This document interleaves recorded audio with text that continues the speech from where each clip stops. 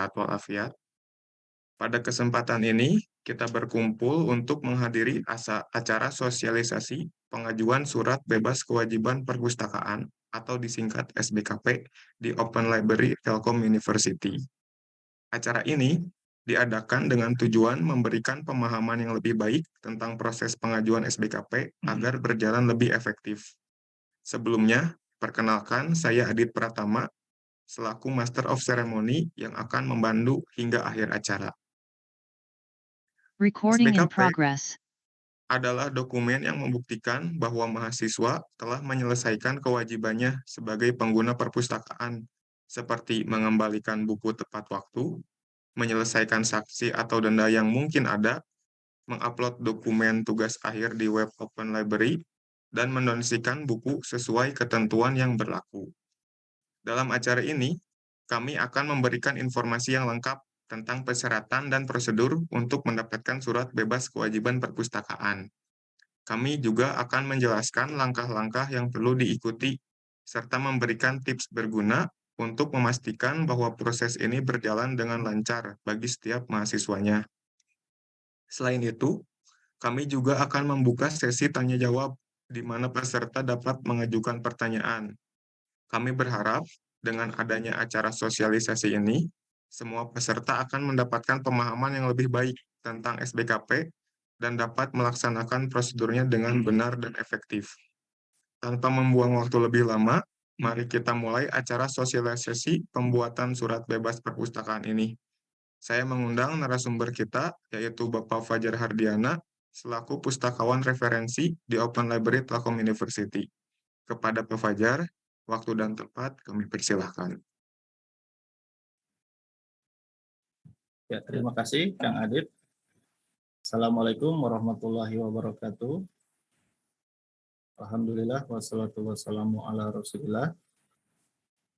Teman-teman selamat pagi. Saya Fajar Hardiana, staf pelayanan referensi Open Library Telkom University yang nanti bertugas menerima pengajuan pembuatan surat bebas kewajiban perpustakaan. Oke, teman-teman tadi sudah dijelaskan ya bahwa surat bebas perpustakaan ini teman-teman butuhkan untuk melengkapi berkas sidang akademik atau sidang yudisium, dan nanti juga teman-teman butuhkan untuk pendaftaran wisuda. Nah, kita berkumpul saat ini untuk mencoba sharing dan diskusi mengenai apa aja yang dibutuhkan, apa aja yang teman-teman perlu persiapkan untuk pembuatan surat bebas kewajiban perpustakaan. Oke, saya izin share screen nanti untuk materinya akan saya sampaikan biar mempermudah teman-teman untuk memahaminya. Paling nanti sekalian kita praktek langsung ke websitenya ya. Oke, yang pertama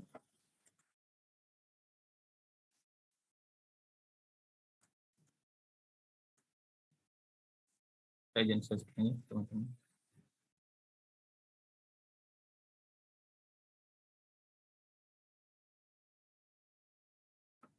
Nah, teman-teman, untuk mengajukan surat bebas kewajiban perpustakaan, teman-teman harus menyiapkan kurang lebih 4 poin secara garis besar.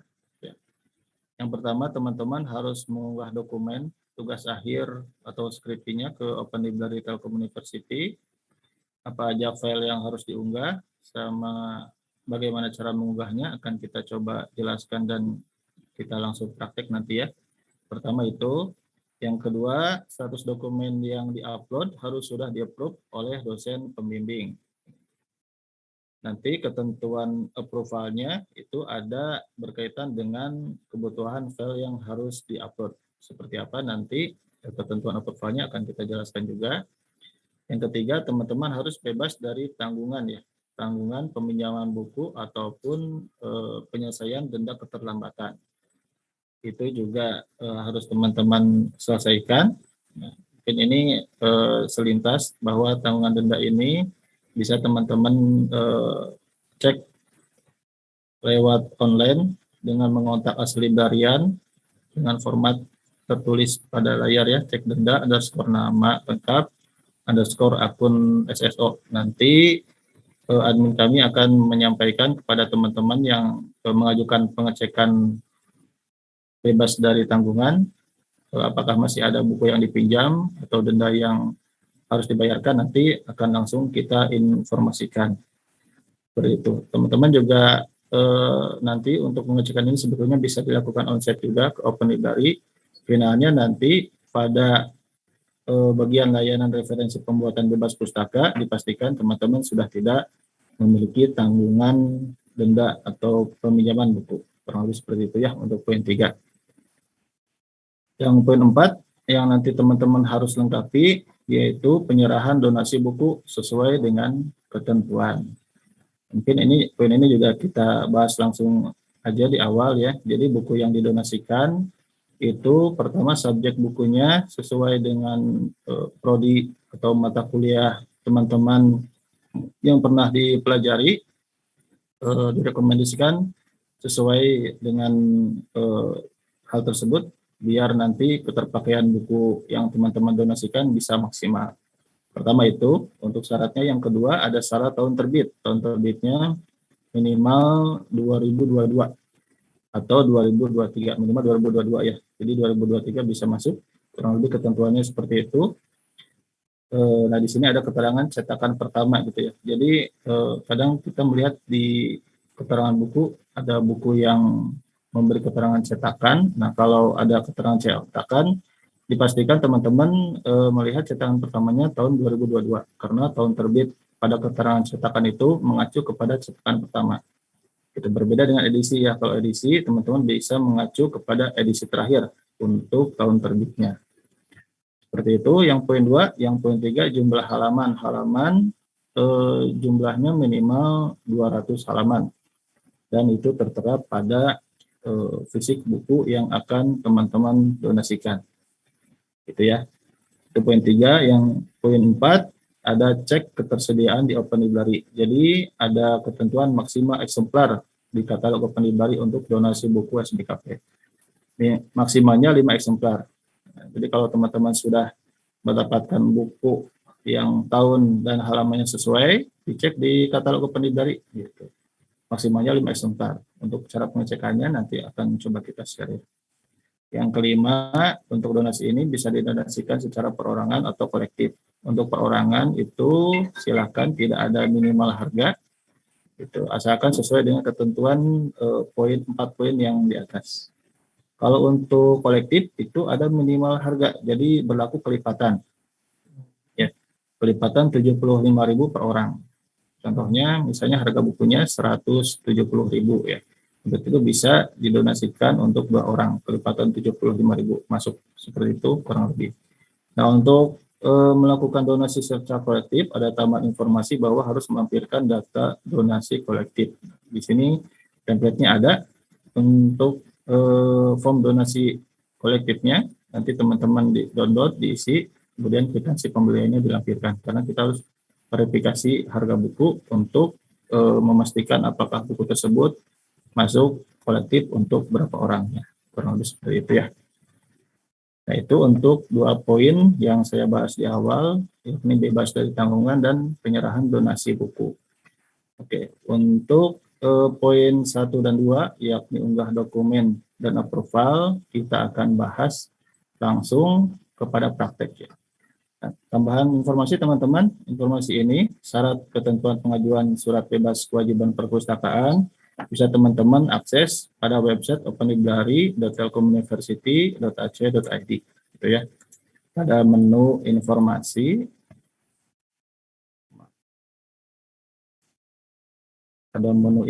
penting, kemudian ada link surat bebas kewajiban perpustakaan. Nah, di sini ada 7 poin mengenai informasi surat, update informasi surat bebas kewajiban perpustakaan. Poin yang saya jelaskan tadi ada pada poin nomor 2 ya, teman-teman bisa lihat untuk review kembali. seperti itu ya. Itu untuk awal teman-teman apa aja yang harus disiapkan untuk mendapatkan surat bebas kewajiban perpustakaan. Oke, selanjutnya saya akan membahas poin pertama dulu sebelum ke poin kedua, karena itu juga berhubungan ya, yakni pada poin unggah dokumen karya akhir. Nah, poin pertama pada unggah dokumen mungkin akan kita coba review dulu apa aja yang harus diupload. Nah, teman-teman itu juga bisa diakses ya pada informasi penting poin nomor 3, user guide jenis dokumen yang harus diupload di Open Library.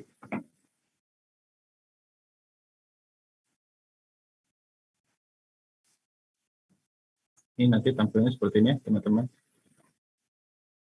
Nah, di sini muncul user guide upload dokumen tugas akhir. Jadi apa aja yang harus disiapkan untuk mengupload file tugas akhir teman-teman, ada informasinya di sini ya. Bisa teman-teman akses tadi pada informasi penting poin 3. Oke, kita review. Yang pertama yang harus teman-teman persiapkan format mungkin ya, format dan apa aja yang harus diupload. Untuk format sebagian besar teman-teman harus menyiapkannya dalam format PDF. Nanti muncul juga tools di dalam dokumen. Dia ada keterangan bagian apa yang harus diupload plus formatnya. Bisa teman-teman lihat di sana ya. Pokoknya kita semaksimal mungkin menyediakan informasi yang cukup jelas bagi teman-teman supaya teman-teman nanti tidak keliru dalam mengunggah dokumen karya akhirnya. Yang pertama cover, nah teman-teman standar ya, cover dalam format PDF disesuaikan dengan fakultas prodi masing-masing. Kalau untuk cover verifikasi yang cukup mudah. Ini nanti tiap dokumen yang teman-teman upload kita verifikasi satu persatu ya. Jadi dipersiapkan untuk upload dokumennya sebaik mungkin. Itu cover ya. Yang kedua ada poin letter of acceptance. Ini adalah letter of acceptance untuk publikasi jurnal. Nah, letter of acceptance ini teman-teman harus lampirkan bila mana artikel jurnal yang teman-teman buat itu dipublikasikan di luar tell you e-proceeding. Ya. Open Library mengeluarkan jurnal yang bernama e-proc tell you. Nah, bila approvalnya nanti, bila jurnal teman-teman akan dipublikasikan di luar itu wajib melampirkan surat letter of acceptance. Dari mana teman-teman mendapatkan ini? Tentunya untuk teman-teman yang sudah submit jurnal mengetahui bahwa surat ini nanti didapatkan dari penerbit jurnalnya. Nah, itu untuk yang tidak ada case ya. Bila teman-teman sudah ada LOA, silahkan dipersiapkan letter of acceptance-nya dalam format PDF bukti submit artikel jurnal. Bila letter of acceptance teman-teman belum dapatkan dari penerbit jurnal, sedangkan teman-teman butuh segera untuk melengkapi kelengkapan dokumen upload untuk bebas pustaka, teman-teman bisa mengganti LOA-nya dengan surat keterangan publikasi eksternal. Linknya ada di sini ya. Linknya ada di sini. Teman-teman bisa akses juga sebetulnya masih di informasi surat bebas kewajiban perpustakaan pada poin nomor 5, template surat keterangan publikasi eksternal. Nah, kita menyediakan juga linknya ini sebagai alternatif pengganti LOA ya, bila teman-teman akan publikasi jurnal eksternal tapi case-nya LOA-nya belum dapat dari penerbit jurnal. Nah, kurang lebih nanti bentuknya seperti ini. Silakan teman-teman isi. Yang poin atas, saya yang bertanda di bawah ini diisi oleh dosen pembimbing 1, identitas dosen pembimbing 1 gitu ya. Jadi ada nama, NIP, prodi dan emailnya. Silakan masukkan identitas dosen pembimbing 1.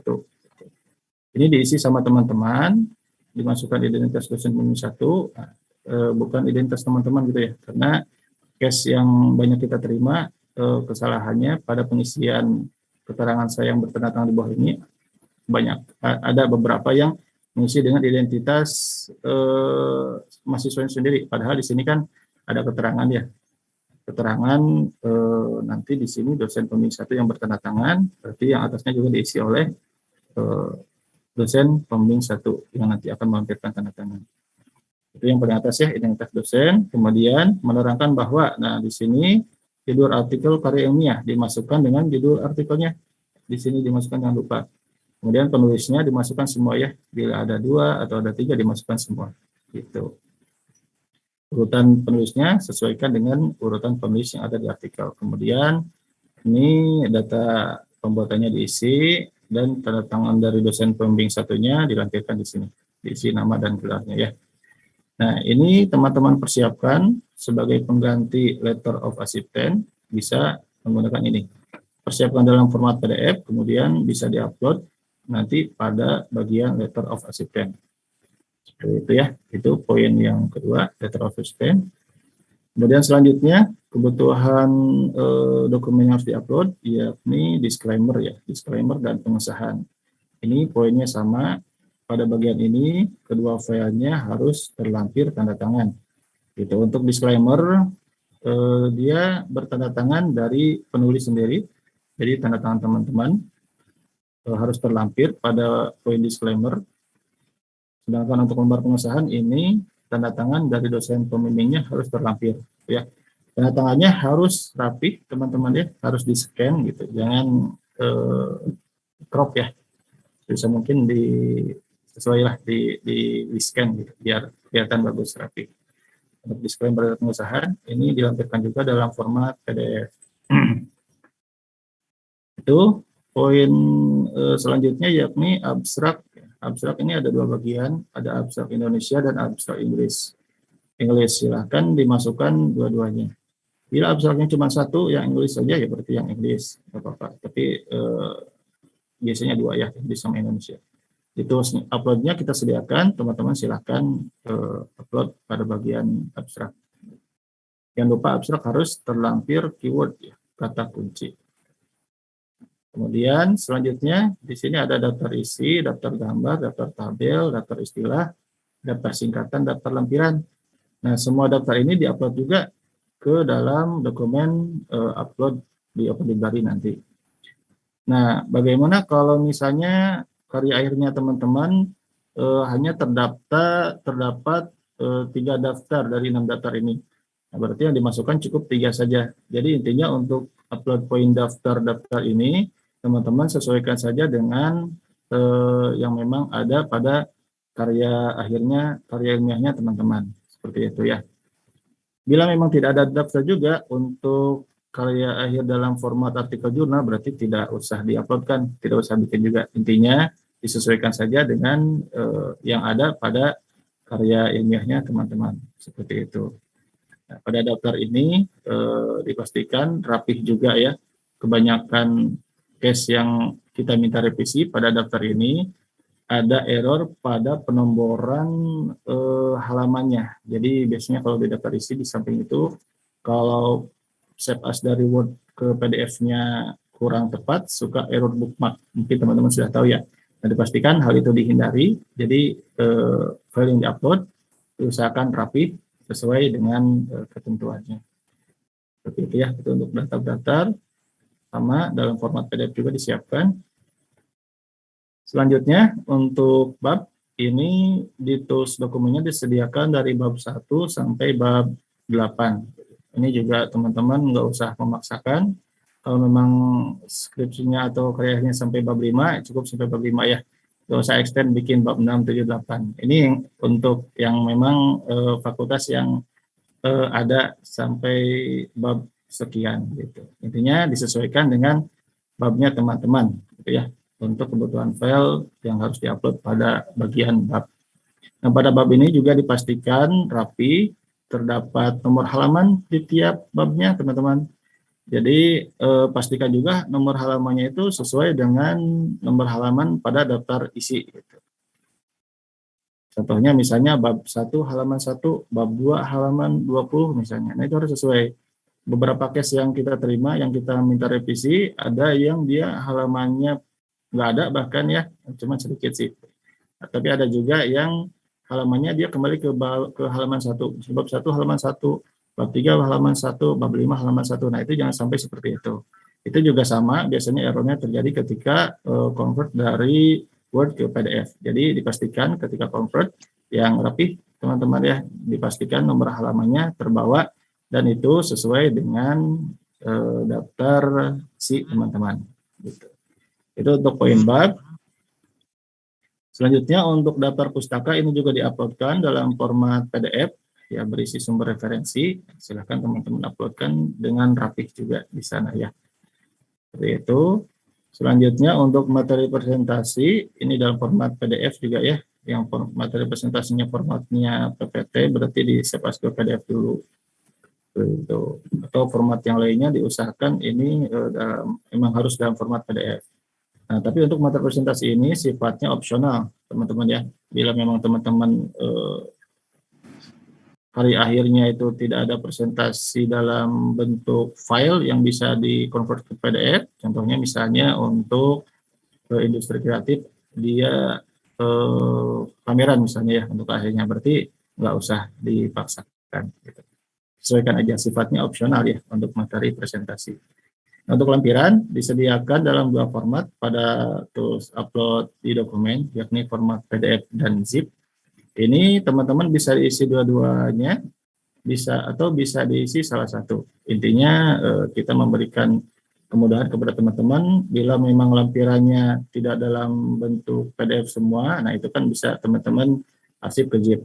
Tapi kalau misalnya memang bisa di PDF-kan semua, ya silahkan PDF aja. Atau mau dua-duanya juga dikombinasikan, silakan, itu lebih bagus ya, lebih rapi untuk arsip dokumennya teman-teman.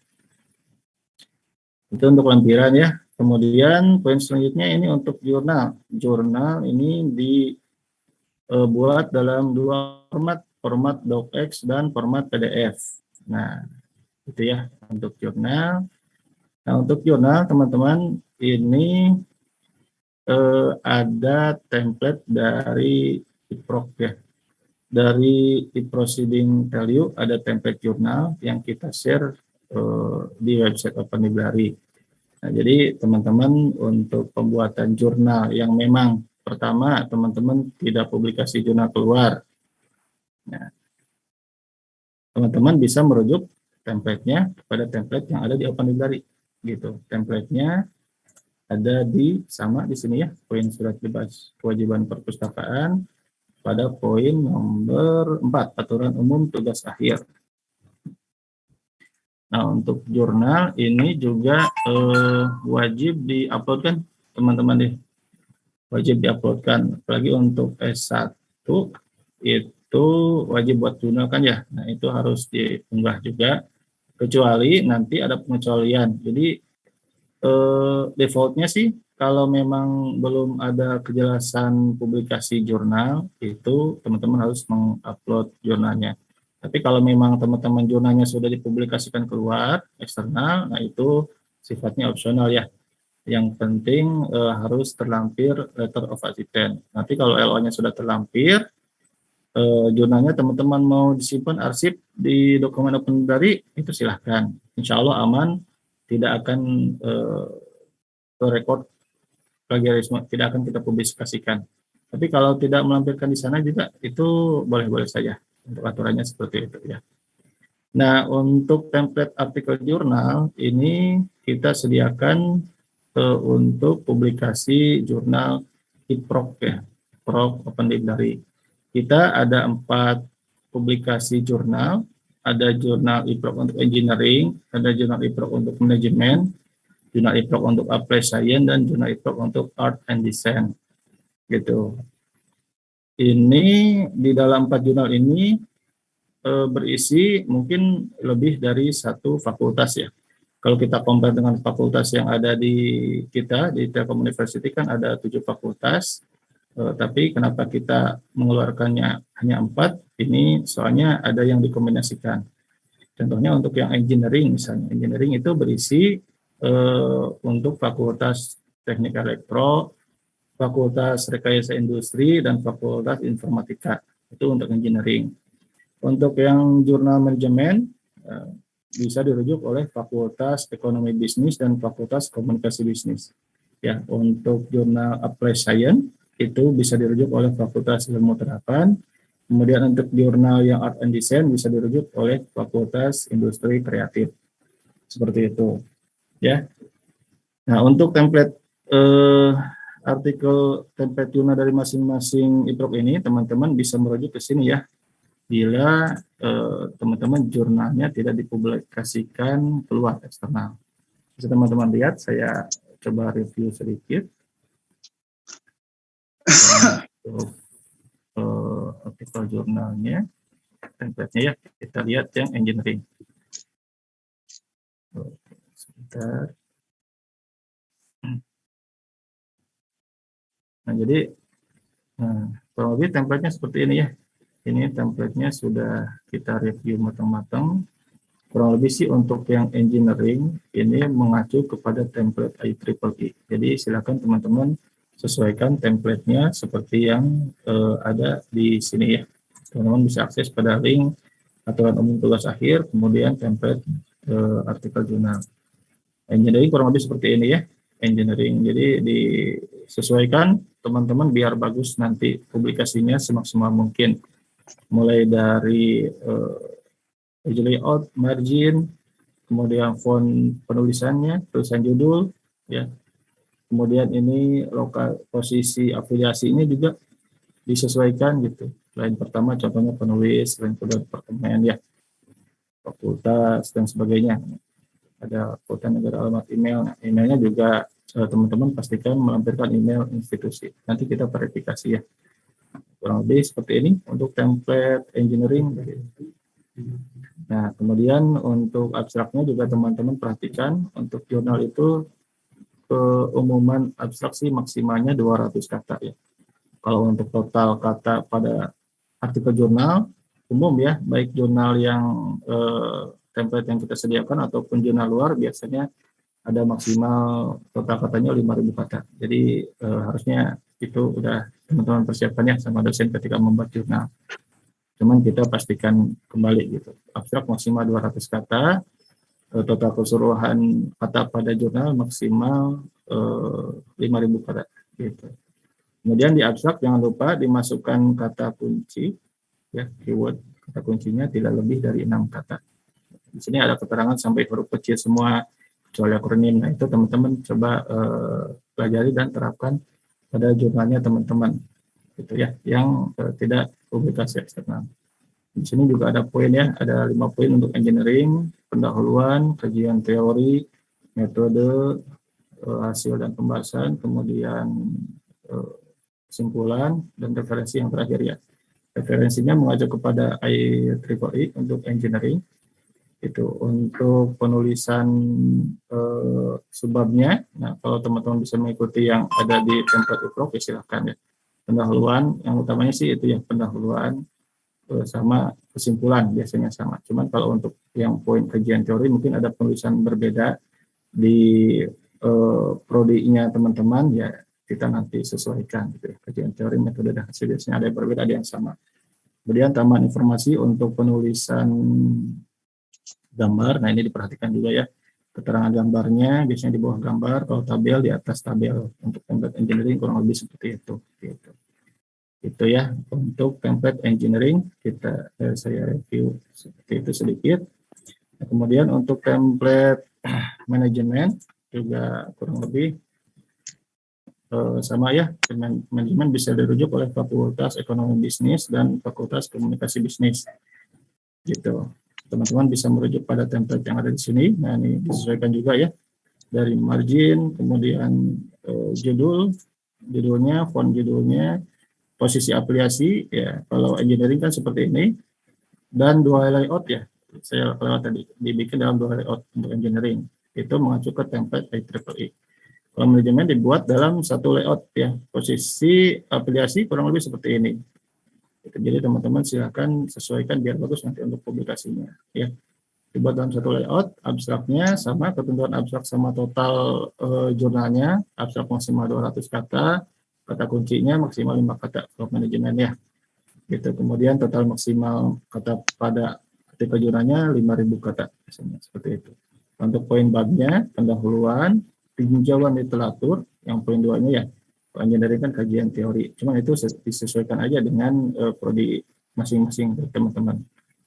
Kemudian metodologi penelitian, hasil dan pembahasan, dan kesimpulan saran. Lalu referensi. Ya. Nah, referensi yang digunakan untuk manajemen ini mengacu kepada IPA ya, IPA referensinya. Dan untuk referensi ini teman-teman sudah lumayan direkomendasikan menggunakan tool reference management yaitu Mendeley. Gitu ya. Salah satunya Mendeley untuk yang manajemen ataupun engineering kurang lebih seperti itu. Itu yang manajemen. Kemudian template yang ketiga ada template jurnal Applied Science. Applied Science dirujuk oleh Fakultas Ilmu Terapan, gitu ya. Nah ini kalau untuk template kurang lebih sama dengan engineering. Jadi dia mengacu kepada template IEEE. Gitu. Silahkan. Kurang lebih sama sih ini ya. Paling tambahan informasi untuk penulisan artikel jurnal sebabnya tidak perlu dimasukkan ya. Sama untuk yang engineering juga kurang lebih seperti itu. Ini untuk apply science sama kayak engineering ya. Kalau misalnya teman-teman bisa lihat dua layout dan ketentuan yang lainnya sama. Itu satu lagi ada template untuk art and design. Nah ini dirujuk oleh Fakultas Industri Kreatif. Di sana ada beberapa prodi rujuknya kepada template ini, gitu ya. Disesuaikan juga marginnya, kemudian font penulisan judul. Nah ini afiliasi posisinya seperti ini ya, dimasukkan juga untuk keempat template ini. Email seragam semuanya, email harus masuk, penulis tanpa gelar ini harus masuk menggunakan email institusi, gitu ya. Nah untuk abstrak ada ketentuannya ya, sama maksimal 150 sampai 200 kata dan sebagainya. Keywordnya juga sama. Nah teman-teman intinya bisa merujuk pada template ini ya, untuk template IPROK publikasi art and design. Nah, untuk art and design ada sedikit perbedaan pada poin isi dari artikel jurnal. Ada poin pertamanya pendahuluan, kemudian langsung ke metode, hasil dan diskusi, dan kesimpulan langsung ya. Jadi cuma 4 poin yang ada di sini template. Cuma tetap untuk visi sih kita mengacu kepada poin awal dan akhir karena mungkin tiap prodi berbeda ya. Gitu. Mungkin ada prodi yang 4 poin, ada prodi yang 5 poin yang silahkan disesuaikan. Intinya nanti kita mengacu kepada penyeragaman template, poin kesimpulan dan pendahuluan, gitu ya. Nah, daftar pustakanya ini mengacu kepada IPA ya, sama kayak manajemen atau Cicago juga untuk art and design. Oke. Nah itu kurang lebih teman-teman untuk template artikel jurnal. Nah tambahan mungkin ya saya tambahkan untuk penulisan bab atau subbab pada template ini hampir seragam untuk semua sih, terutama untuk yang engineering dan applied science. Jadi penulisan subbabnya misalnya pada kajian teori ada subbab ya, itu dikasih judul, dikasih abjad ya. Yang pertama abjad besar. Bila ada subbab pada abjad besar yang pertama, dilanjutkan dengan angka. Gitu. Bila ada subbab pada abjad yang pertama. Nah, kurang lebih seperti itulah. Itu tambahan aja sih untuk template artikel jurnal. Ya, nah, teman-teman kembali kepada tadi ya kebutuhan dokumen. Itu jurnal ya. Template-nya yang saya jelaskan tadi untuk jurnal yang publikasinya nanti value proceeding gitu. Ya teman-teman yang publikasinya memang keluar ya template-nya berarti silakan merujuk kepada template jurnal tempat teman-teman submit. Bila teman-teman masih bingung apakah dipublikasikan atau tidak, nah kita verifikasinya berarti mengacu kepada template default yang jurnal IPROK yang kita jelaskan tadi. Gitu ya. Teman-teman bisa akses di link tersebut untuk template artikel jurnalnya. Gitu. Terus mungkin teman-teman misalnya teman-teman dari fakultas tertentu publikasi jurnalnya belum tahu apakah dipublikasikan eksternal atau tidak. Nah, biasanya tiap fakultas itu memiliki jurnal-jurnal juga ya. Tiap fakultas memiliki jurnal dan template-nya sendiri juga gitu.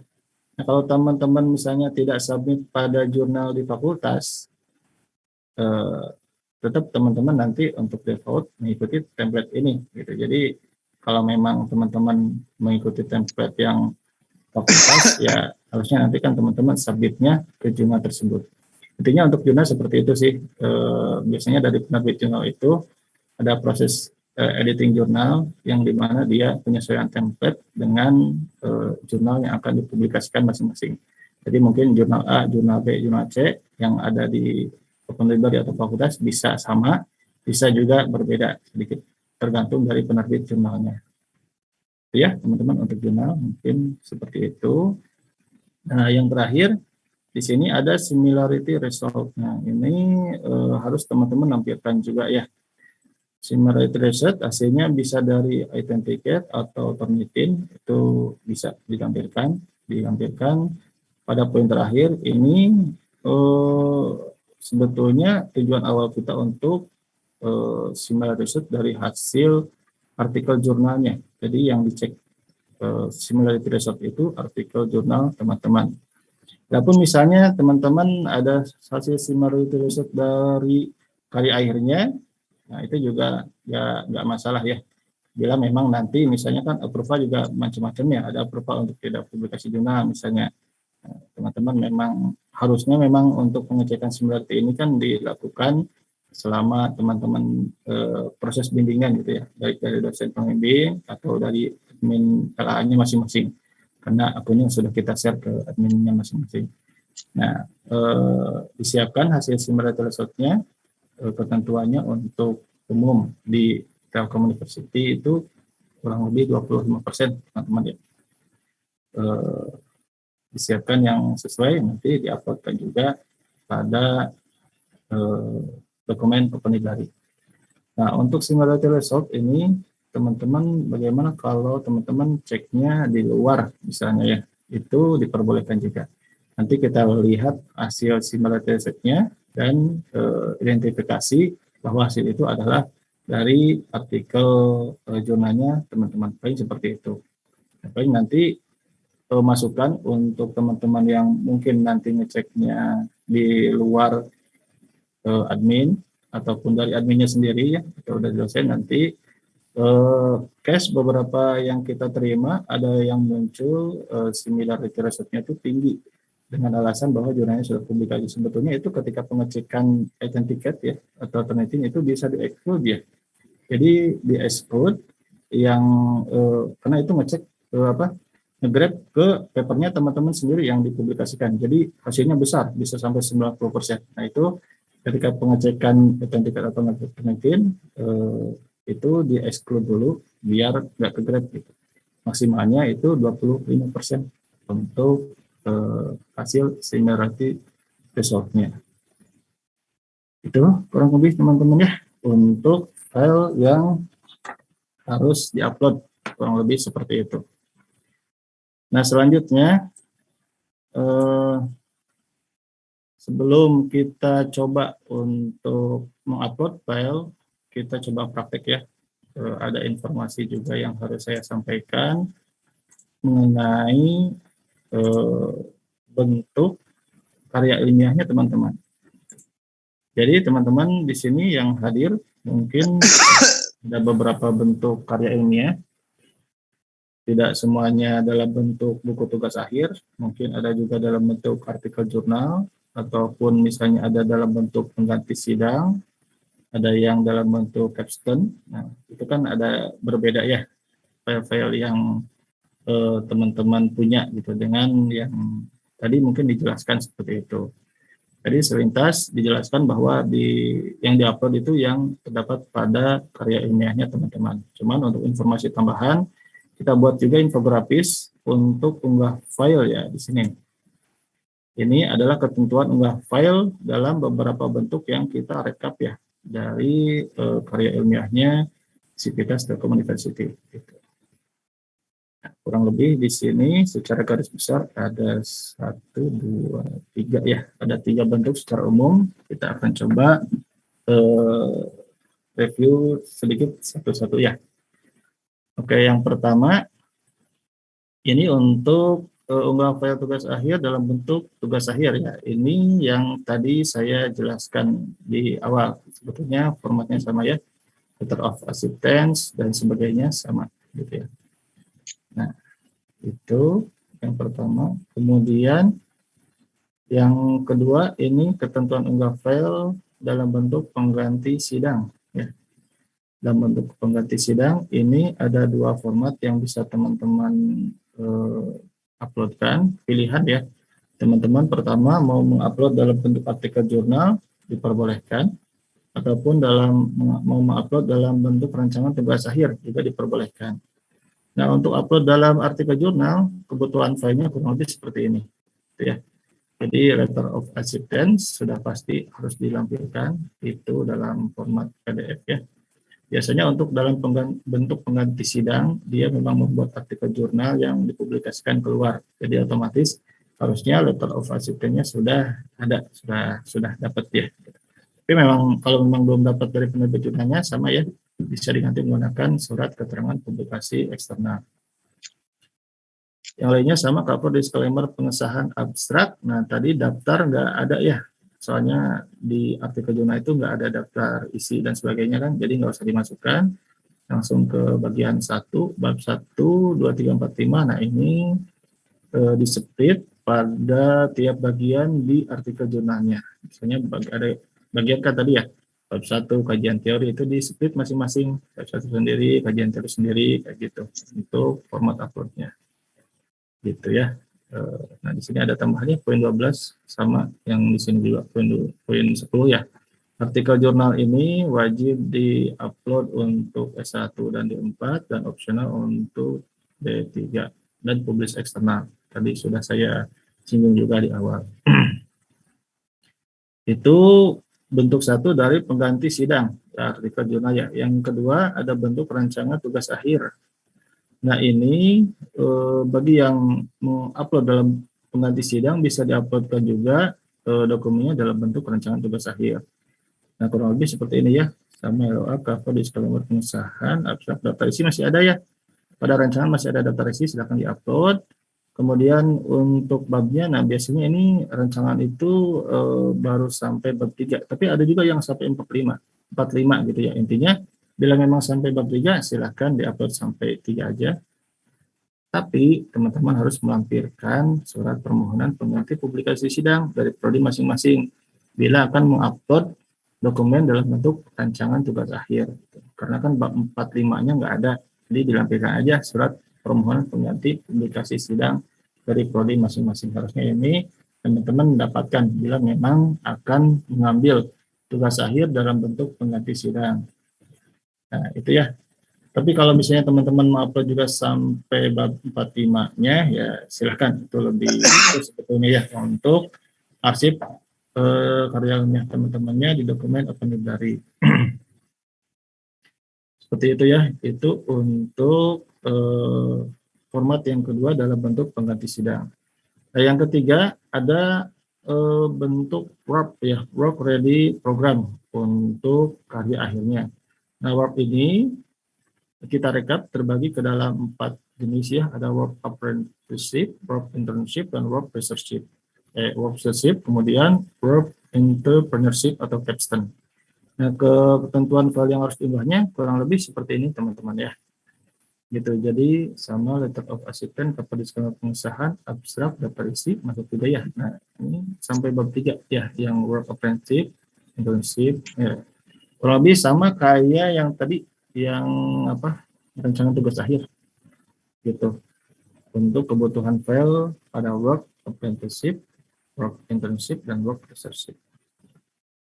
Nah, yang kedua pembagiannya ini disatukan karena kurang lebih sama ya yang 3 format work ini, kecuali yang pertama ini ada perbedaan sedikit gitu ya pada work internship, entrepreneurship atau capstone. Itu biasanya yang capstone ini sudah diaplikasikan mayoritas pada teknik elektro ya kurang lebih. Cuman mungkin ada fakultas lain juga yang menggunakan, silahkan. Kurang lebih ketentuan filenya seperti ini. Gitu. Jadi letter of acceptance sama dimasukkan cover disclaimer pengesahan abstrak. Nah, ini kan formatnya kalau capstone design itu kurang lebih seperti ini ya untuk pubnya, karena dia kan project ya, project bersama biasanya. Jadi terdiri dari beberapa kelompok. Ada yang formatnya itu B100, B200 dan sebagainya. Ada yang juga CD strip 1 capstone design, strip 1 kayak gini. Intinya disesuaikan saja gitu ya. Nah, ini format yang harus diupload ya, cover disclaimer pengesahan sama abstrak. Nah, ini untuk cover diambil dari B100 ya. Jadi kalau ada B100 atau CD1, capstone design 1, covernya diambil dari sana. Kemudian untuk disclaimer, nah ini bila tidak ada pada poin capstone desainnya dibuat saja. Jadi isinya adalah pernyataan keorisinalitasan karya akhirnya atau proyek akhirnya teman-teman. Seperti itu, ditandatangan oleh penulis sendiri. Itu yang disclaimer, pengesahan ini diambil dari B100 ya.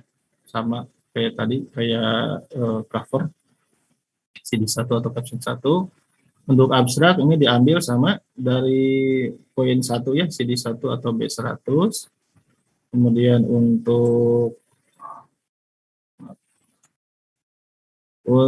bab 1, nah ini disesuaikan ya, diurutkan berarti. Bab 1 CD1, bab 2 CD2, bab 3 CD3, bab 4 CD4, bab 5 CD5 gitu. Disesuaikan saja untuk babnya gitu, dibuat dalam format PDF. Kemudian daftar pustaka ini diambil dari CD1 ya atau B100. Tampilan diambil dari B100, artikel jurnalnya juga silakan dibuat ya. Ketentuannya sama untuk S1 dan B4 wajib. Kalau mau opsional berarti dia publisnya nanti publis eksternal, atau untuk B3 itu opsional. Nah, kurang lebih seperti itu teman-teman ya. Untuk yang capstone design, bila memang capstone design ya khususnya sih untuk S1 itu wajib ya bikin jurnal. Tapi bila mana memang tidak ada tidak ada arahan untuk membuat jurnal dari dosen pembimbingnya misalnya gitu ya. Nah, teman-teman sebetulnya bisa inisiatif untuk membuat jurnal, atau nanti ya mau nggak mau profilnya harus masuk ke yang opsional, yang publik eksternal gitu. Kalau publik eksternal tapi tidak membuat jurnalnya, teman-teman bisa menginisiatifkan diri dengan membuat surat keterangan publikasi eksternal. Itu untuk verifikasi dokumen masih diperbolehkan ya, seperti itu.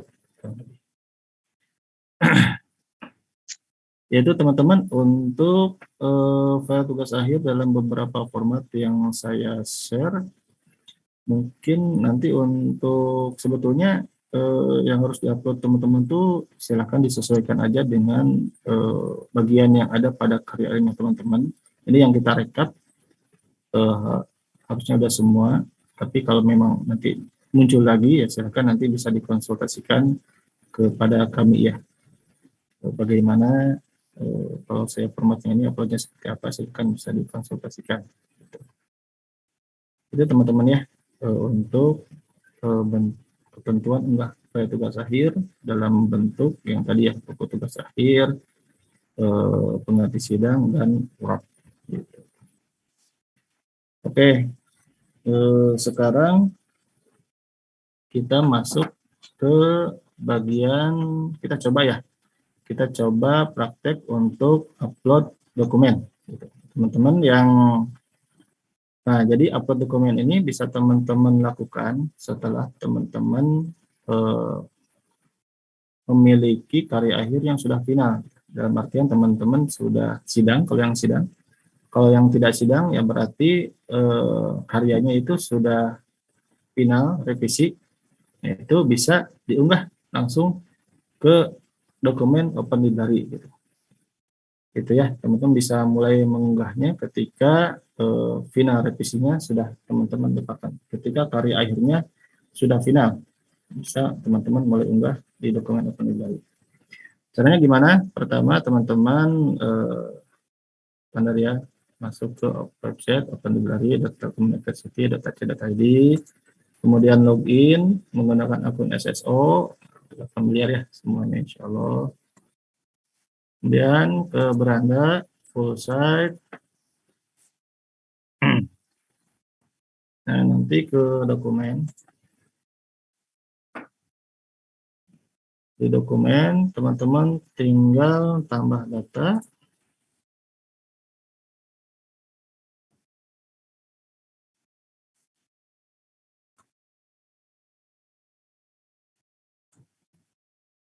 Nah, ini ya. Contohnya nanti seperti ini. Ini nanti muncul nama teman-teman. Workflow-nya diisi, nanti disesuaikan dengan nah ini ya, deskripsi, tesis, dan tugas akhir. Kemudian judul jenis pustakanya diisi, disesuaikan deskripsi atau tugas akhir atau tesis. Contohnya ya, kan deskripsi. Judulnya silakan dimasukkan. Judul dengan contoh ya, ini dengan skripsinya sesuai dengan KM teman-teman, dimasukkan ke sini. Kemudian subjeknya dipilih contohnya. Nah, teman-teman cukup klik, nanti dia ini dipilih salah satu subjeknya. Abstraknya ini bisa teman-teman copy paste dari skripsinya, atau saya coba ambil contoh ya.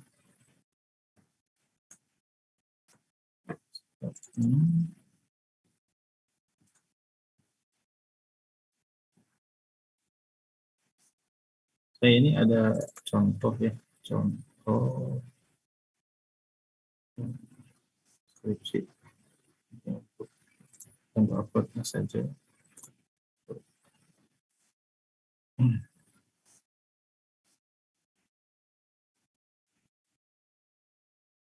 Buka yang wordnya saja.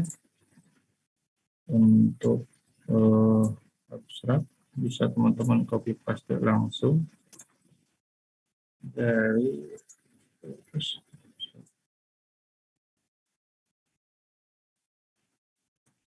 dari karya ilmiahnya teman-teman ya.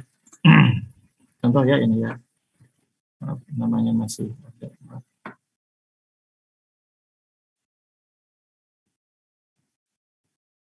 Ini copy paste saja.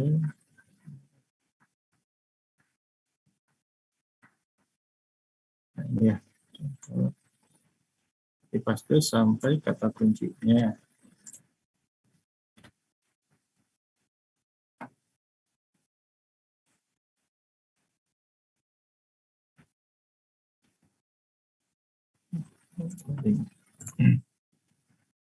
Ya, intinya gitu ya, nanti teman-teman copy paste saja di sini. Oh, muncul abstraknya ya, dirapikan nanti untuk spasinya, jangan lupa.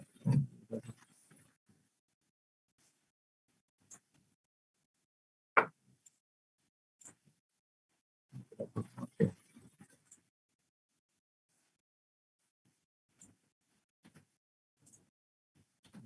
Contoh saja ya teman-teman ya. Teman-teman seperti ini sudah paham. Kuncinya jangan lupa dimasukkan ya pada abstrak. Nah, kemudian pemilihnya dimasukkan ya, dosen 1 siapa, dosen 2 siapa, itu dimasukkan. Nah, contoh ya, contoh misalnya untuk contoh ya.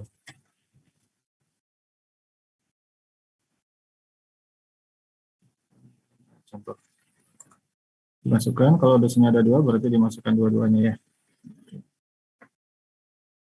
Dan unitnya dipilih, kita ambil contoh saja. Contohnya silakan dipilih sesuai dengan prodinya teman-teman. Kompetensi, nah ini diisi dengan mata kuliah yang berhubungan dengan karya ilmiahnya teman-teman. Ini bisa diisi lebih dari 1 ya. Kemudian ini upload file ini yang tadi saya sebutkan dokumen yang harus diupload dari letter of assistant, cover, disclaimer, dan semuanya ada di sini yang tadi saya jelaskan. Gitu. Nah itu ya, teman-teman bisa upload di sini. Saya ambil ke bawah.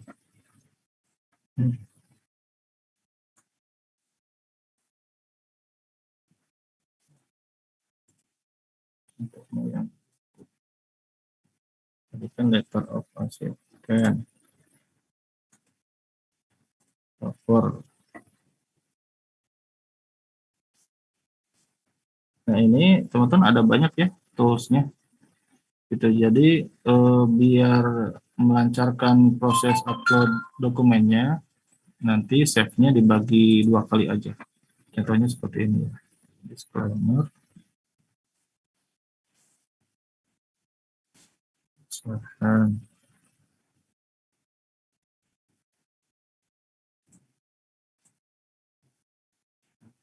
Ya, misalnya sampai sini dulu ya. Nah, misalnya teman-teman langsung simpan aja perubahan.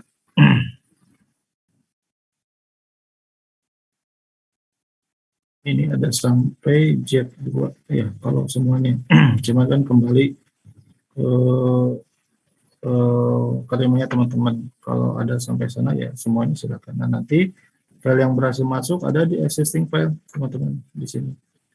Gitu. Jadi nanti teman-teman bisa cross check sendiri file yang udah berhasil masuknya gitu ya. Kalau sudah berhasil masuk, misalnya uploadnya sebagian-sebagian, bisa teman-teman tambahkan yang lainnya. Saran kami untuk upload ini di save simpan perubahannya dilakukan sebanyak 2 kali ya, nggak usah satu-satu juga biar bisa lama. Contohnya misalnya upload dari letter of acceptance sampai setengahnya dulu ya, daftar tampilan, save. Setelah itu cek filenya masuk nggak di sini, gitu. Harusnya masuk ya. Kemudian lanjutin lagi bab 1 sampai akhir, save lagi, cek lagi di sini filenya masuk atau enggak. Nah, pastikan ketika simpan perubahan, teman-teman kembali ke tampilan dokumen. Gitu, kembali ke tampilan dokumen, ke sini, biasanya itu berhasil. Kalau ketika save teman-teman logout, itu biasanya enggak ke save, enggak masuk dokumennya. Gitu. Itu biasanya terjadi kalau teman-teman upload filenya, itu teman-teman upload filenya sekaligus biasanya kalau memang jaringannya tidak stabil suka kalau itu ya cara upload filenya teman-teman, mungkin saya sekilas aja review seperti itu. Nah, ini mungkin mudah dipahami sama teman-teman. Nah, untuk selanjutnya setelah upload file, teman-teman kan kalau misalnya mau mengedit dokumen, statusnya dokumen on draft. Ini artinya teman-teman masih bisa mengedit ya, masih bisa mengedit dokumennya gitu. Mau menambahkan atau meng-replace bisa. Kalau sudah lengkap, jangan lupa status dokumennya menjadi dokumen ready for review. Gitu ya. Dokumen ready for review. Kemudian teman-teman save. Simpan perubahan. Nah, kalau udah ready for review, ini artinya file teman-teman nanti terkunci ya, sudah tidak bisa ngedit lagi. Ini artinya sudah siap di approve oleh dosen pembimbing.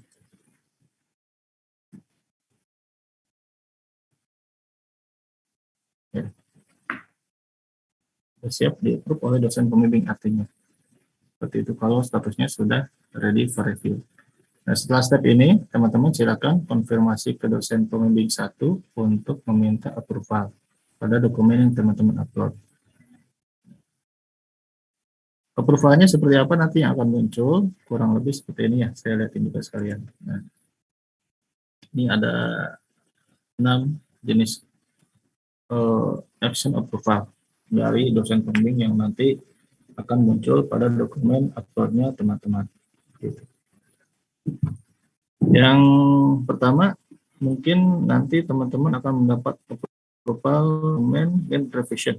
Nah, ini artinya dosen pembimbing meminta revisi pada dokumen yang diupload. Jadi teman-teman masih bisa mengedit kembali, silakan diuploadkan revisi yang dimaksud. Gitu ya, untuk step approval need revision. Yang kedua, nanti mungkin teman-teman mendapatkan approval kita ke atas dulu ya, paling atas. Nah ini dokumen approve for catalog in journal not published value proceeding atau not visible. Nah, ini artinya kita cek nanti kelengkapan dokumen teman-teman. Nanti follow up pemrosesan selanjutnya dari ke katalog itu nanti file dokumen upload teman-teman akan ditransfer, akan dimunculkan ke katalog, tapi jurnalnya tidak akan dipublikasikan. Itu nanti tindak lanjut dari approval yang pertama, yakni not visible. Ya. Yang kedua, approval publish eksternal.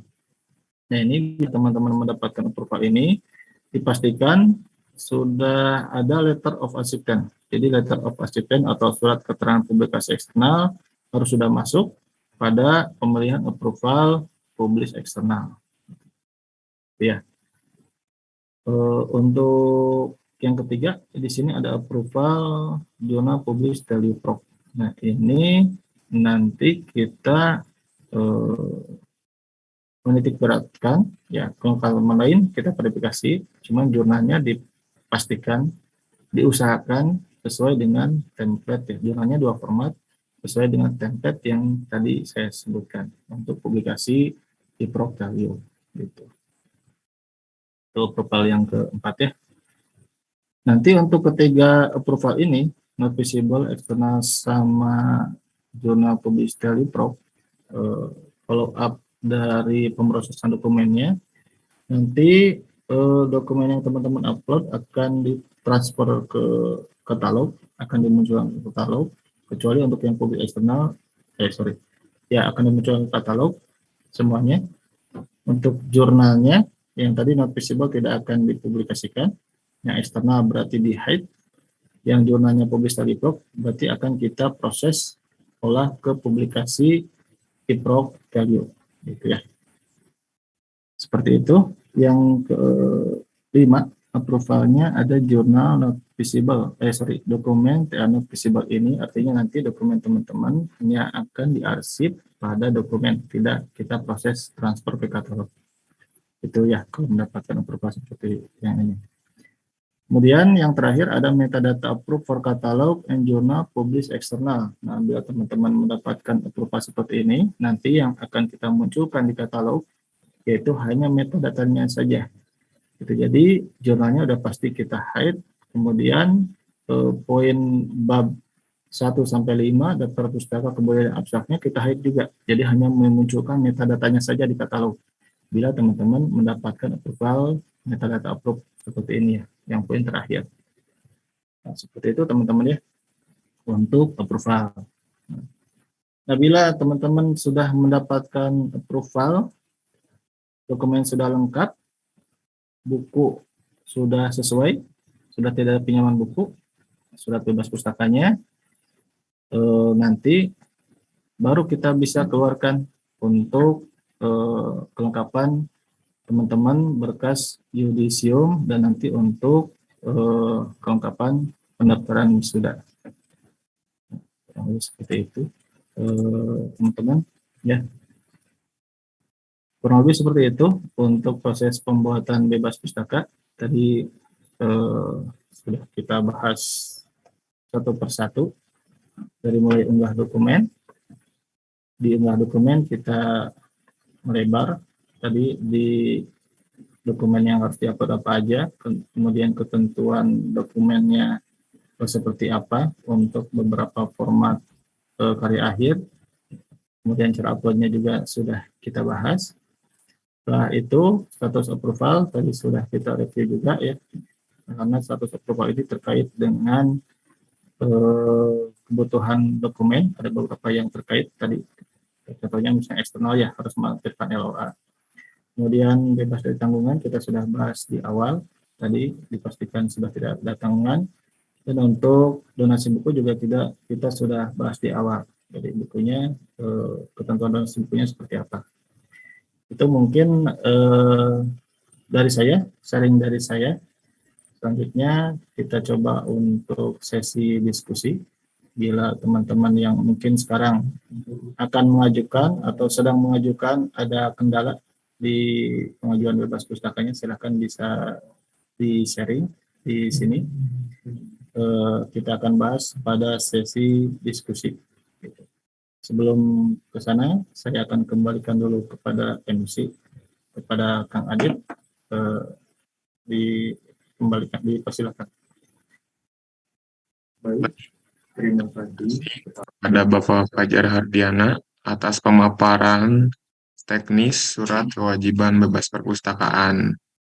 Jadi, bila saya bisa highlight tadi, dijelaskan juga tentang ketentuan umum, syarat dari pengajuan bebas pustaka. Setelah ketentuan umum juga dijelaskan mengenai jenis approval dan jenis dokumen yang akan diupload, karena beberapa fakultas juga beda dalam format dokumennya. Jadi, sosialisasi ini memudahkan untuk teman-teman bisa mengupload sesuai jenis dokumen yang teman-teman kerjakan di file tugas akhir. Semoga pemaparan tadi bisa jelas bagi teman-teman. Kali ini kita akan membuka sesi tanya jawab kepada yang ingin bertanya. Bisa langsung mengetikkan pertanyaannya di kolom chat. Usahakan disebutkan juga namanya. Paling saya akan menjawab atau memaparkan 3 pertanyaan terlebih awal, 3 pertanyaan pertama.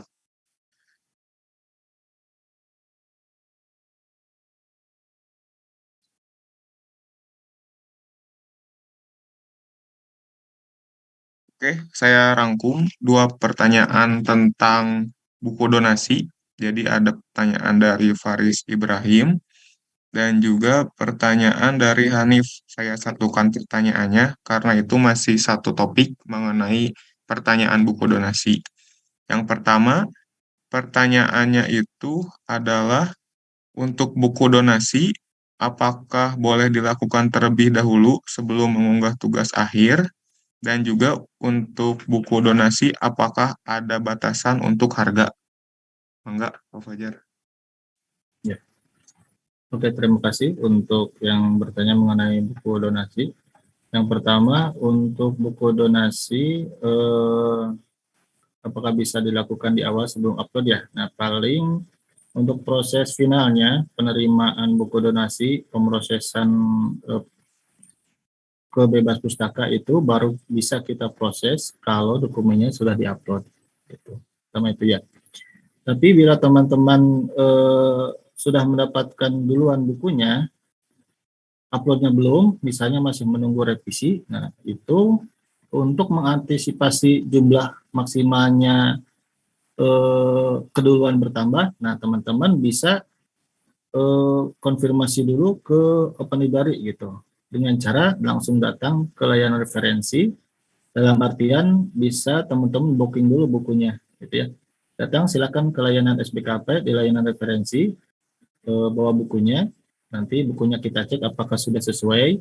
Nah, kalaupun teman-teman belum upload itu bukunya nanti kita bookingkan dulu, kita kasih cap. Nah, kalau sudah dapat cap, misalnya teman-teman baru bisa upload di kemudian hari, itu insya Allah untuk bukunya aman. Tapi teman-teman bukunya masih tetap teman-teman bawa, bisa kita proses setelah upload dokumen.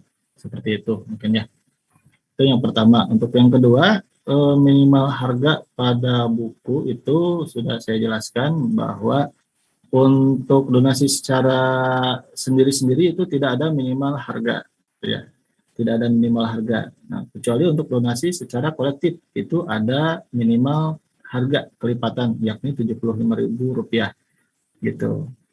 Dikali kelipatannya aja. Ada maksimal orangnya enggak? Misalnya teman-teman bertanya seperti itu. Nah, kita bilang bahwa iya itu tergantung harga bukunya gitu ya. Harga bukunya misalnya 300.000 ya bagi aja 75.000. Berarti bisa berapa orang? Atau harga bukunya misalnya 500.000 dibagi aja 75.000 itu bisa masuk berapa orang? Kayak gitu. Makanya untuk buku donasi kita harus melampirkan form donasi kolektif. Saya lupa tadi share ya, tapi nggak apa-apa, itu mudah sih. Tadi ada poin yang di link bebas pustaka ya. Form donasi kolektif, diisi jumlah anggotanya berapa, kwitansinya dilampirkan, bukunya apa. Nah, itu untuk verifikasi kita, oh bahwa buku ini fit untuk berapa orang. Itu ya teman-teman, kurang lebih. Oke, selanjutnya saya rangkum pertanyaan mengenai similarity. Jadi saya langsung rangkum pertanyaan dari Kurniawan Malik Ibrahim dan juga pertanyaan dari Prezelin menanyakan tentang hasil similarity. Yang pertama, apakah similarity check-nya itu boleh menggunakan yang lain seperti Turnitin? Dan yang kedua, untuk similarity authenticate-nya itu yang jurnal Telkom atau yang tugas akhir? Dan juga yang terakhir, untuk similarity, apabila jurnal sudah dipublis, itu bagaimana? Seperti itu, Pak. Yang lebih tiga pertanyaan tentang similarity. Oke, yang pertama untuk similarity itu bisa authenticate atau Turnitin. Itu ya, bisa dari dua-duanya. Mau di dalam atau di luar juga kita persilahkan. Itu ya, yang pertama mungkin singkat saja. Yang kedua, similarity-nya apakah jurnal atau tugas akhir? Sebetulnya target kita itu ke jurnal ya. Jadi yang hasil pengecekan similarity-nya itu untuk jurnal. Tapi kalau misalnya, soalnya gini ya, jurnal itu kan ada opsional ya, ada yang mungkin tidak melampirkan jurnal untuk fakultas tertentu.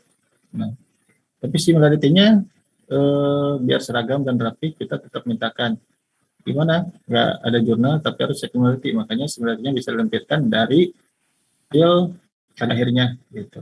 Itu biasanya teman-teman dapatkan juga ketika proses bimbingan seperti itu. Tapi untuk keumumannya itu hasil cek similarity-nya yaitu hasil cek similarity dari artikel jurnalnya. Itu ya, terutama nanti untuk jurnal yang publish value prop itu sudah pasti harus, atau jurnal yang eksternalnya juga itu sudah pasti dapat biasanya dari penerbit luarnya. Itu nyambung ke pertanyaan ketiga ya. Nyambung ke pertanyaan ketiga. Jadi bila jurnalnya publish keluar, biasanya kan ketika submit itu diminta similarity dari penerbit jurnalnya. Itu aja yang dilampirkan untuk hasil similarity di dokumen. Seperti itu. Itu mungkin ya. Cukup. Silakan dilanjut. Pertanyaan selanjutnya itu, apakah LOA wajib untuk upload skripsi atau PA? PA mungkin. Seperti itu kurang lebih, Pak. LOA wajib di-upload bila mana approval-nya itu publish eksternal. Bila approval-nya publish di luar publish eksternal, berarti tidak perlu melampirkan LOA gitu. Itu sih ya. Jadi kalau misalnya tadi apa TA ya, TA atau skripsinya tidak publish eksternal atau ya tidak publish eksternal, ya berarti nanti kan kita lihat approval-nya ya. Kalau memang approval-nya sesuai, ya berarti tidak wajib melampirkan LOA. Bila memang nanti approval-nya eksternal, tapi misalnya case ya teman-teman, jurnalnya belum disubmit keluar gitu, tapi approval dari dosennya publik eksternal, nah itu bisa jadi bermacam-macam ya. Jadi mungkin akan dipublikasikan di kemudian hari dan sebagainya gitu. Nah teman-teman itu bisa mengganti menggunakan surat keterangan publikasi eksternal. Nah itu maksudnya untuk mengantisipasi hal-hal semacam itu. Makanya kita sediakan template surat keterangan publikasi eksternal seperti itu. Itu ya. Oke, selanjutnya pertanyaan dari Mei Rizky Martua Saragi, mungkin ini bisa langsung saya jawab. Untuk record Zoom-nya apakah di-share? Untuk record Zoom ini akan di-share di YouTube channel Open Library maksimal 2 kali 24 jam. Jadi kepada teman-teman yang ketinggalan atau misalkan join dari pertengahan acara, bisa rewatch atau bisa nonton ulang hasil sosialisasi SBKP yang ditayangkan nanti 2 kali 24 jam di YouTube channel Open Library. Pertanyaan selanjutnya itu ke donasi buku dari Fadila Musi. Musi, betul. Apa pertanyaannya, donasi buku yang diberi tidak boleh sama seperti buku yang sudah ada? Seperti itu, Pak. Ya, untuk donasi buku maksimalnya 5 eksemplar di katalog Open Library. Jadi boleh sama ya. Boleh sama tapi maksimalnya 5 gitu. Jadi teman-teman kalau sudah dapat buku yang sesuai, oke, saya izin share screen ya, ngeliatin mungkin tadi saya kelewat untuk cara penelusuran kesamaan buku. Ya, nanti teman-teman kalau sudah dapat buku ya yang sesuai tahun terbit, halaman dan subjeknya juga sudah sesuai, teman-teman telusur di sini di Open Library Katalog, masukin aja keywordnya di sini gitu. Nah, contohnya nanti misalnya contoh ya,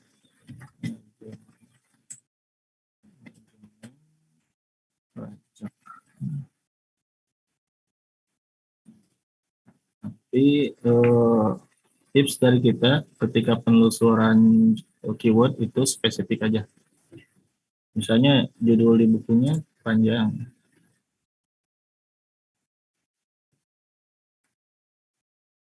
Jadi teman-teman cukup memasukkan keywordnya saja. Khawatirnya ada tipe ya. Kalau ada tipe soalnya biasanya nggak muncul gitu. Pastikan. Nah, contohnya ini ya. Nah, kalau teman-teman sudah muncul hasil penelusurannya, lihat di katalog ini ada informasi total koleksi ya, atau saya pilih aja yang ini. Yang jenisnya kita pilih sirkulasi. Ya, di sini ada informasi total koleksi dan ketersediaan. Nah, boleh sama maksimalnya 5 eksemplar gitu. Jadi kalau di sini sudah ada 1, berarti bisa masuk 4 lagi. Itu kurang lebih seperti itu. Ya, kalau kayak ini misalnya ya, akuntansi dan proyekan ini sudah ada 5, berarti udah nggak bisa masuk sebagai syarat donasi, sudah penuh gitu. Jadi patokannya ke total bukan yang tersedia ya. Karena total itu merupakan ketersediaan keseluruhan di Open Library. Kalau tersedia ini ketersediaan di rak. Jadi dia bisa berkurang dan bertambah tergantung kepada peminjaman buku. Seperti itu ya untuk donasi buku. Jadi boleh sama maksimalnya 5 eksemplar. Seperti itu. Ya. Dan satu lagi untuk informasi tadi saya share ya, yang form donasi kolektif bisa teman-teman akses juga di sini sebetulnya. Nah, ini ada ya form donasi buku kolektif yang tadi yang pertanyaan pertama. Teman-teman bisa akses di sini. Nah ini kurang lebih nanti formnya seperti ini ya. Jadi judulnya dimasukkan, penulisnya siapa, penerbit, tahun terbit, bukti pembeliannya, kwitansinya dilampirkan di sini ya, cover depan belakang, sama anggota kolektifnya siapa aja. Itu untuk tambahan informasi ya mengenai buku donasi kolektif. Seperti itu mungkin ya untuk pertanyaan tadi. Silakan dilanjut, Kang Adi. Oke, pertanyaan selanjutnya datang dari Diva, yaitu untuk pengganti sidang di FEB ketika upload skripsi itu cuma sampai bab 3 atau sampai bab 5 karena sebelumnya kita yang pengganti sidang tidak diperlukan untuk mengerjakan bab 4 dan 5. Seperti itu, Pak. Ya untuk pengganti sidang tadi kan kita jelaskan ada 2 format ya, format artikel jurnal atau format rancangan tugas akhir. Berarti diperbolehkan mengupload hanya sampai bab 3 saja. Saya izin lagi, tadi sudah kita share Nah, yang tadi teman-teman ya yang bertanya dan mungkin yang lain bisa mengecek di infografis ya. Infografis, kemudian unggah file. Nah, di sini ada ketentuan upload untuk pengganti sidang. Tadi kan disebutkan bahwa hanya sampai bab 3, tidak dirujuk untuk mengerjakan bab 4. Nggak boleh, gitu. Uploadnya silakan sampai bab 3, sesuai dengan ketentuannya. Untuk mengganti sidang, dalam bentuk rancangan tugas akhir, boleh mengupload hanya sampai bab 3. Tapi, teman-teman harus melampirkan surat permohonan pengganti ke sidangnya dari prodi masing-masing. Biasanya prodi menyediakan form ini ketika teman-teman memutuskan akan mengambil pengganti sidang. Silakan tampilkan ini pada bagian letter of assistant gitu. Ya, dilampirkan dalam format PDF, diupload sampai bab 3, insya Allah verifikasinya aman. Kurang lebih seperti itu. Ya. Mungkin ya, Kang Arif, silakan. Oke, selanjutnya dari Faris Ibrahim, izin bertanya Pak, tadi disebutkan bahwa untuk pengganti LOA yang belum terbit bisa menggunakan surat pernyataan publis eksternal. Tapi di surat pengumuman SA dan yudisium nomor 494.9 disebutkan tidak bisa menggunakan surat pernyataan tersebut. Itu bagaimana ya Pak? Oke, mungkin itu berbeda peruntukannya ya, kebutuhannya. Jadi kalau untuk kebutuhan dokumen di Open Library, nah itu boleh melampirkan itu untuk jurnal yang approval-nya publis eksternal. Itu kebijakan di Open Library. Tapi mengenai kebijakan yang SA Yudisium itu mungkin saya tangkap untuk kebijakan ini ya, kumlot biasanya ya. Kalau untuk komplot ya silakan berarti merujuk kepada kebijakan yang memang dikeluarkan oleh prodinya dari LAA.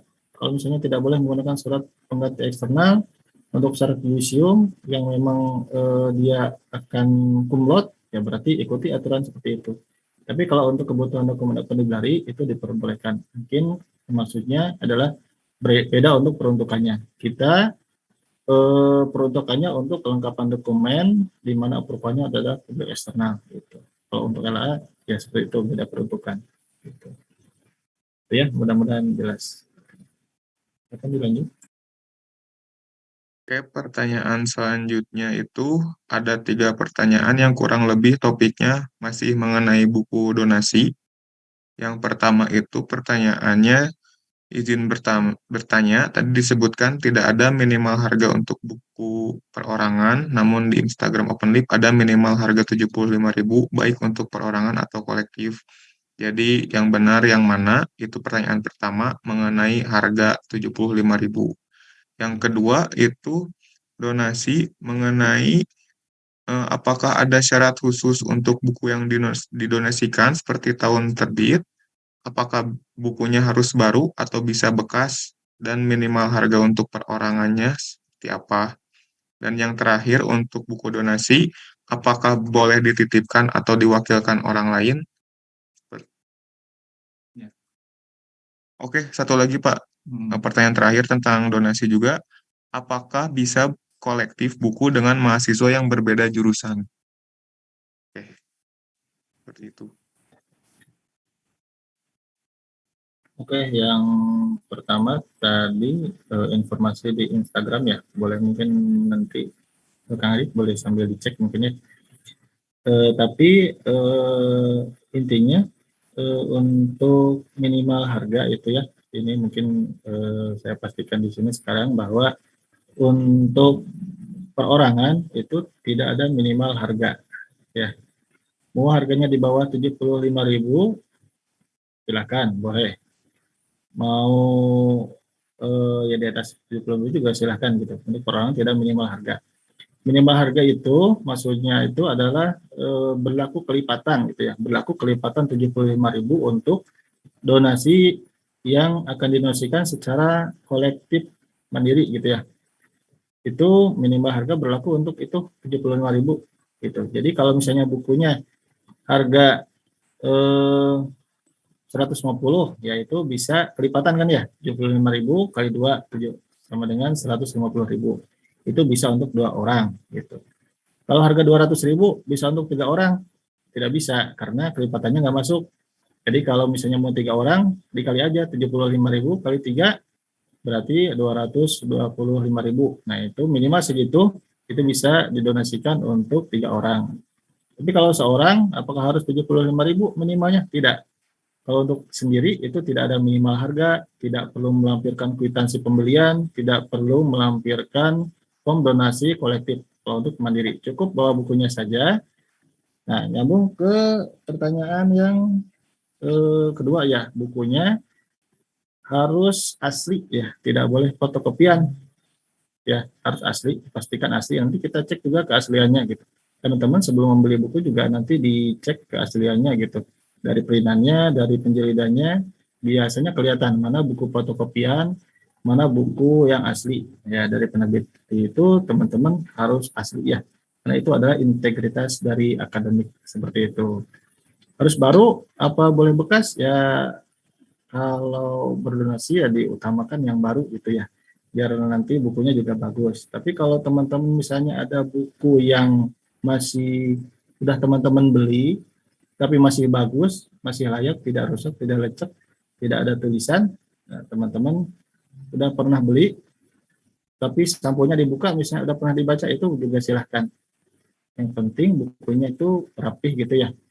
Mau masih pakai plastik atau tidak, nggak apa-apa, yang penting bukunya asli sama masih bagus. Yang kedua ya, yang ketiga boleh dititip atau enggak, boleh. Jadi donasinya bisa dititipkan ke temennya teman-teman gitu ya, bisa dititipkan nanti. Kalau untuk pengajuannya, jangan lupa yang menitipkan, titipkan KTM-nya aja, baik berupa foto digital ataupun nanti kalau bisa menitipkan KTM ke teman yang dititipinya ya silahkan gitu. Boleh dititipkan seperti itu ya. Yang keempat tuh apa ya Kang Adit? Saya lupa. Apakah kolektif? Oh, kolektif ya. Beda jurusan. Oke, kolektif berbeda jurusan. Nah, sebetulnya itu tidak dilarang juga ya. Tidak dilarang untuk kolektif berbeda jurusan. Cuman yang tadi poin pertama ketentuan itu subjek harus sesuai ya. Nah, itu bisa diperluas ya subjeknya dari mata kuliah yang pernah teman-teman ambil. Mungkin dari jurusan A sama jurusan B ada mata kuliah yang masih berhubungan berarsiran, itu boleh gitu. Jadi intinya bila berbeda jurusan diperbolehkan, cuman diusahakan untuk subjeknya ada gitu ya di tiap anggota kolektifnya teman-teman. Itu mungkin bisa dipahami ya penjelasan saya seperti itu. Oke, oke silakan. Oke, pertanyaan selanjutnya itu dari Widya Amalia, izin bertanya soal jika sidang ditambah publis eksternal atau kumlot, itu yang dicek similarity-nya itu jurnal Telkom atau jurnal eksternal. Itu, Pak. Yang dicek similarity-nya jurnal eksternal aja. Nanti kan melampirkan LOA ya. LOA dari jurnal yang submit keluar, nah, yang dilampirkan cek similarity itu aja, yang jurnal eksternalnya. Itu mungkin ya, cukup singkat.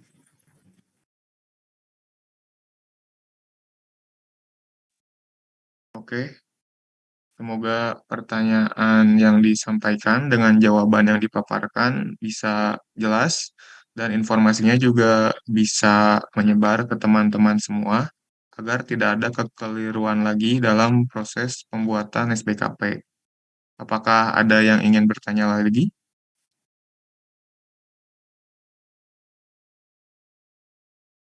Sambil menunggu yang bertanya, teman-teman bisa mengisi presensi SBKP tanggal 13 Juli di kolom chat.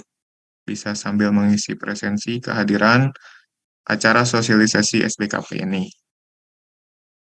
Bisa, boleh. Linknya sudah ada di kolom chat. Bisa langsung diisi saja. Untuk teman-teman, apakah ada yang ingin ditanyakan lagi? Oh iya, mungkin Kang Adit ada tambahan sedikit ya dari saya untuk pengajuan SPKP. Oke. Ya teman-teman, untuk pengajuan SPKP, saya izin share lagi ya.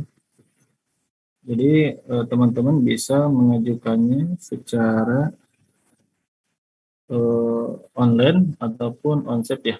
Nah, secara online maaf tadi terlewat. Jadi teman-teman bisa mengajukan ke email ya untuk proses verifikasi dokumen terlebih dahulu. Jadi step by stepnya itu bisa teman-teman pilah-pilah dulu. Mana nih yang sudah teman-teman persiapkan gitu. Untuk menghindari mengantisipasi antrian dalam pengajuan bebas pustaka. Nah, untuk melalui online, teman-teman bisa melakukan pengajuan verifikasi dokumen ke email bebaspustaka@telkomuniversity.ac.id dengan subjek tugas akhir underscore nama lengkap underscore prodi. Ya, katanya seperti itu kurang lebih. Nah, nanti pada body emailnya dituliskan saja identitas ya. Kurang lebih seperti itu. Kita untuk proses pengajuan by email punya SLA maksimal 3 kali 24 jam. Ini dimaksudkan untuk memecah antrian pengajuan bebas pustaka gitu ya. Karena seluruh fakultas kan mengajukan ke Open Library gitu. Jadi kebayang nanti ya kalau memang pengajuannya sekaligus antriannya juga bisa panjang. Ini juga sosialisasi ini juga ditujukan salah satunya untuk keefektifitasan efektif ya biar teman-teman mengajukan surat bisa mengajukan surat bebas kewajiban perpustakaan secara cepat dan tepat ya efektif dan efisien.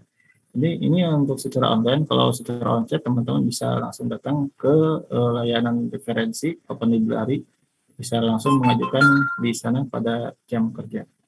Mungkin ya, punten Kang Adit tambahan sedikit dari saya. Tadi kelewat, maaf. Silakan.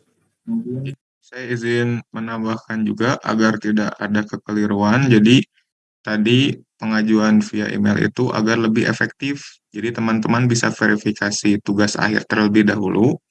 Nanti mungkin jika dokumennya sudah lengkap, kami reply balasan emailnya untuk segera mendonasikan buku. Jadi saat teman-teman datang onsite mendonasikan buku, keadaan dokumen sudah terverifikasi oleh kami. Jadi proses pembuatan surat saat teman-teman menyerahkan buku fisik bisa langsung kami proses SBKP-nya karena sudah diverifikasi dulu dokumen TA-nya melalui email yang tadi disebutkan. Kurang lebih seperti itu. Tadi untuk ketentuan buku dari Zulfi tadi sudah disebutkan ya untuk buku percetakan pertama itu 1 tahun terakhir, berarti tahun 2022 dan atau 2023 itu percetakan pertama.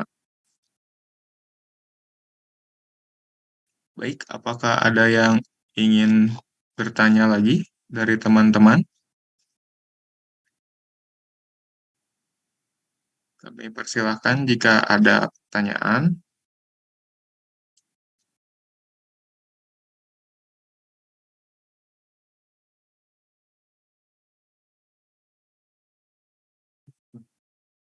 Oke.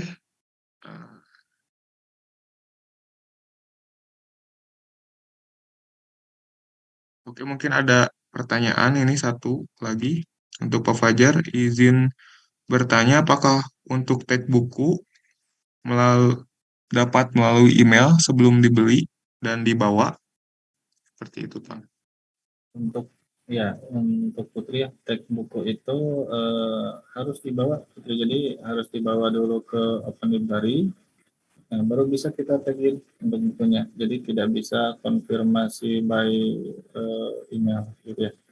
Karena kan harus mendapatkan cap buku. Gitu. Kita patokannya tag buku itu kepada orang yang datang konsep ya. Bisa langsung tag di sana. Itu ya mungkin untuk. Oke, sudah terjawab.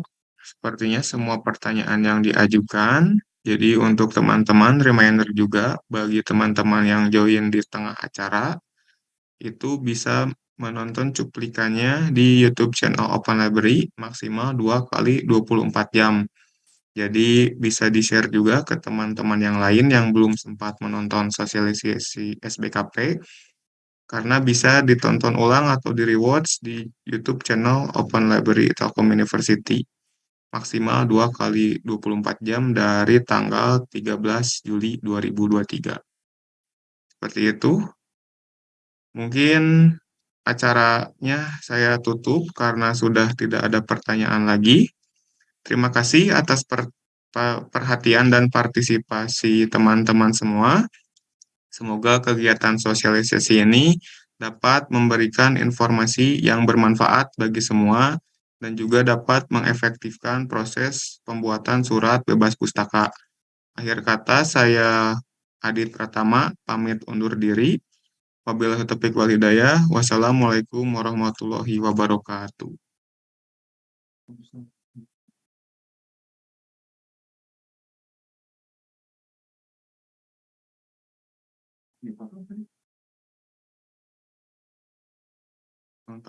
Recording stopped.